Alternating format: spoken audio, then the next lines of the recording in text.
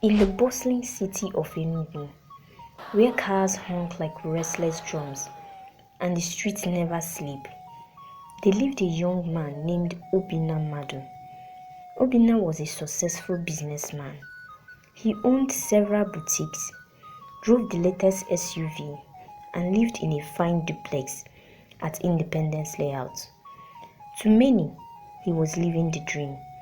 But deep down, Obinna had one weakness: women with curves. He didn't care about their character, education, or attitude. For him, the size of a woman's body was all that mattered. A woman must have something to hold in front and behind, he would boast to his friends. I can't be seen with a woman who looks like a broomstick. His friends laughed, though some shook their heads.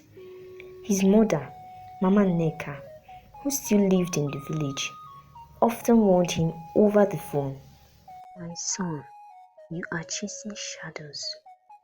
Beauty fades, but a good heart lasts forever.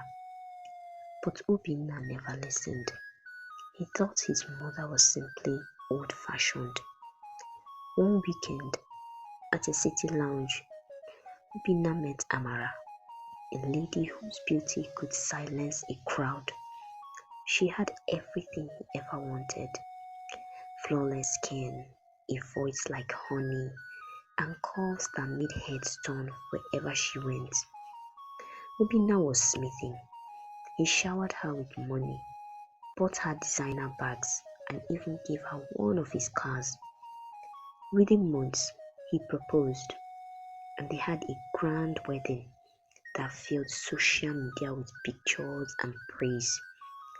People called them the perfect couple, but perfection is not always what it seems.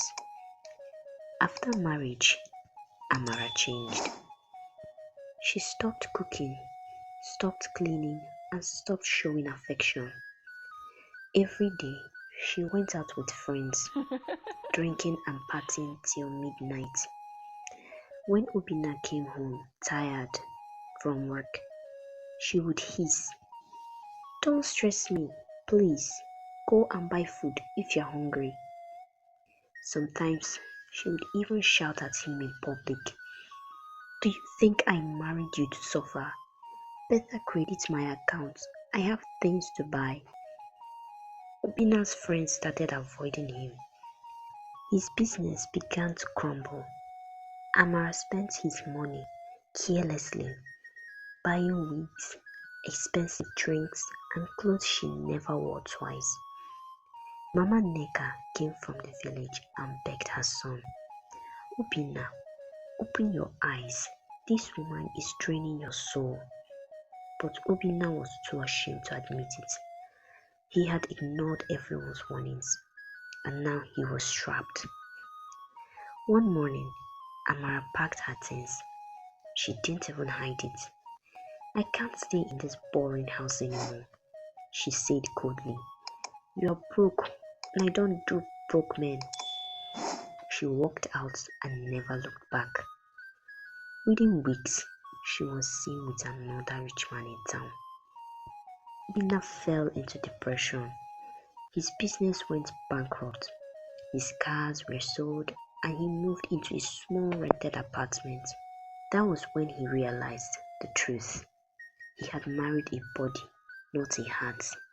A year later, Obinna started rebuilding his life from scratch. This time, he worked harder and became wiser. When he was finally ready to love again, he met Ngozi, a humble teacher who cared for him when he had nothing. She wasn't the most beautiful woman in the city, but her kindness and respect filled his home with peace.